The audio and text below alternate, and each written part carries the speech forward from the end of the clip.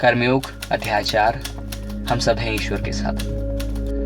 अब कर्मयोग अध्याय 4 को पढ़ते समय ये सवाल निकल कर आता है मन में कि क्या असल में हम किसी की मदद करते हैं या फिर सब कुछ निर्धारित है किसी के द्वारा किया जा रहा है। जी हाँ, जब भी हम किसी की मदद करते हैं तो हम सिर्फ एक माध्यम की तरह होते हैं। करने वाला कोई और ही है, करवाने वाला कोई और ही है, हम सिर्फ माध्यम हैं।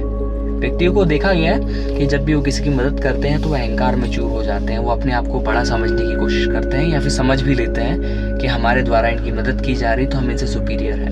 तो एक्चुअल में ऐसा नहीं करना चाहिए। आप सौभाग्यशाली हैं कि आपको ये कार्य करने के लिए चुना गया है। आप ईश्वर के माध्यम हैं। आप सोच के देखिए ना कि ईश्वर को कोई भी कार्य करना है और उन्होंने आपको चुना है उस काम को कंप्लीट करने के लिए। एक तरीके से आप ईश्वर के औजार है किसी भी काम को करने के लिए। तो यही बात स्वामी विवेकानंद अध्याय 4 में कह रहे हैं कि जब भी आप किसी की मदद करें तो अहंकार लाने की जरूरत नहीं मन में। आप सौभाग्यशाली हैं कि आपको ये कार्य सौंपा गया है, आप ईश्वर के द्वारा चुने गए हैं। और इस तरीके से आप अपने पुराने किए गए पापों को नष्ट करते हैं। और इन्हीं भावों को हमारे संत हरग्राम साहिब जी ने भी कुछ 2 लाइनों में कन्वर्ट किया है कि बूढ़े बच्चे और बीमार, हे परमेश्वर के यार, करे भावना से इनकी सेवा, पाए लोक परलोक में सुख अपार। स्वामी विवेकानंद के अध्याय 4 और इन 2 लाइनों में कोई भी अंतर नहीं है। दोनों के भाव एक है।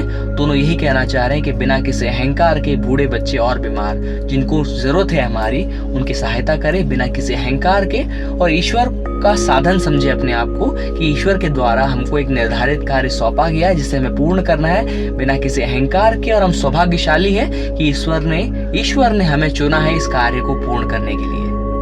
आप ईश्वर के साधन हैं। ईश्वर के द्वारा एक मशीन बनाई गई जिसके पुर्जों में आप इंक्लूडेड है और वो मशीन का चालक है ईश्वर। और उससे जो आउटपुट निकलेगा उससे किसी का भला होगा। इस तरीके से आप सोच सकते हैं कि आप साधन हैं ईश्वर के।